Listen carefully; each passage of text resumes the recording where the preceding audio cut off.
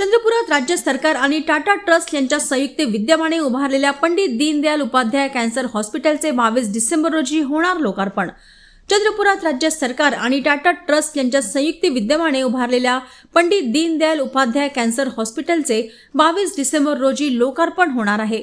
यासाठी राष्ट्रीय स्वयंसेवक संघाचे सरसंघचालक डॉक्टर मोहन भागवत, मुख्यमंत्री देवेंद्र फडणवीस आदींची उपस्थिती राहणार आहे। मनपा निवडणूक आचारसंहितेमुळे कुठलीही राजकीय व्यक्ती मंचावर उपस्थित नसेल अशी माहिती पुढे आली आहे। 280 कोटी रुपये खर्चून 140 खाटांचे हे रुग्णालय देशातील कॅन्सर उपचारातील अत्याधुनिक रुग्णालय ठरणार आहे। चंद्रपूर जिल्ह्यातील प्रदूषण आणि कर्करोगांची वाढती संख्या ध्यानात घेत हे हॉस्पिटल रुग्णसेवेसाठी भक्कम काम करणार आहे। देशात प्रथमच कर्करोग उपचारांमध्ये हेलियम गॅसचा वापर न करता उपचार केले जाणार आहेत। 2 महिन्याच्या अगोदरच 22 डिसेंबरची ही वेळ घेण्यात आली होती। याचं उद्घाटन सरसंघचालक मोहनजींच्या हस्ते व्हावं असं स्वर्गीय रतन टाटा यांचा आग्रह व इच्छा होती।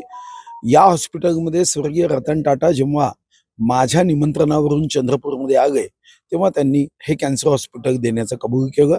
आम्ही एक ट्रस्ट तयार केली मंत्रिमंडळाच्या बैठकीत जाऊन आणि सेक्शन 8 कंपनी करून यामध्ये आता टाटा ट्रस्ट सरकार असं ही ट्रस्ट असून या माध्यमातून 280 कोटी खर्च करून यामध्ये टाटानी काही पैसे दिलेत ट्रस्टच्या माध्यमातून, काही पैसे डिस्ट्रिक्ट मायनिंग फंडमधून दिले।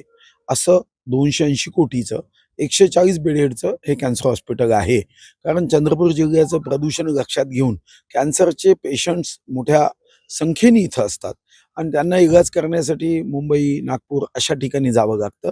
अत्याधुनिक सोयी आम्ही इथं केल्या। देशातली पहिली हेलियम गॅसचा उपयोग न करता या ठिकाणी असणारी पहिली मशीन, ही देशातली पहिली, ही या टाटा कॅन्सर हॉस्पिटलच्या माध्यमातून आम्ही घेतली आणि या पंडित दीनदयाल उपाध्याय कॅन्सर केअर हॉस्पिटलमध्ये उत्तमातल्या उत्तम सेवा दिल्या जात आहे।